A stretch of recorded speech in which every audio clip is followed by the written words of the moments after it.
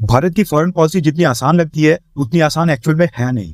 किसी भी एक गुट में जाकर वहां का हिस्सा बन जाना ये ज्यादा आसान होता है और न्यूट्रल अप्रोच लेकर दो गुटों को लेकर साथ चलना ये उल्टा ज्यादा डिफिकल्ट होता है। कुछ इसी तरह की सिचुएशन भारत सरकार के सामने एक बार फिर से आ गई है। दरअसल क्वाड को लेकर एक बहुत ही बड़ी अपडेट आ रही है। अमेरिका ने भारत के सामने एक ऐसी डिमांड रखी है जिसको मानना और मना करना ये दोनों ही भारत के लिए काफी मुश्किल है। रेफरेंस के लिए आपकी स्क्रीन के ऊपर जापान के क्योडो न्यूज चैनल के आर्टिकल का स्क्रीनशॉट है। न्यूज निकल कर आ रही है कि क्वाड देशों की सेना आपस में एक साथ मिलकर चाइना को काउंटर करने के लिए इंडो पैसिफिक रीजन में ज्वाइंट पेट्रोलिंग स्टार्ट करने जा रही है। इस न्यूज को जापान और इंटरनेशनल मीडिया हाउसेज में भारत से ज्यादा डिस्कस किया जा रहा है, स्पेशली जापान में, क्योंकि जापान भी क्वाड का हिस्सा है।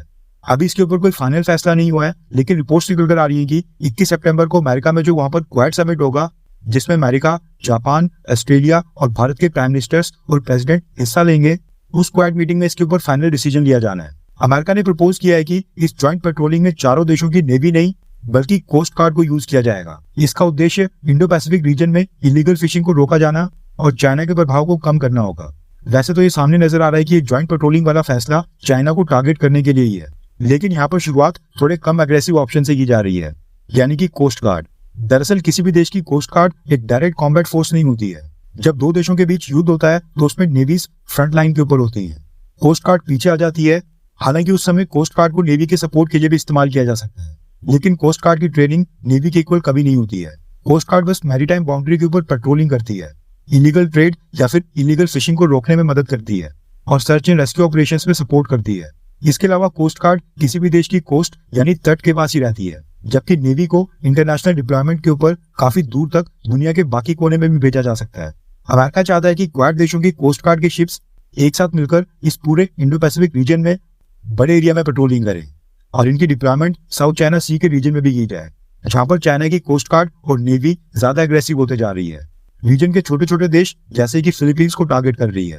भारत के लिए अब यहाँ पर मुश्किल स्थिति यह है कि अगर हम अमेरिका और क्वाड के बाकी देशों के इस प्रपोजल से इनकार करते हैं तो ऐसा लगेगा कि हम क्वाड को सीमित करने का काम कर रहे हैं, क्वाड के ऊपर रिस्ट्रिक्शंस लगा रहे हैं।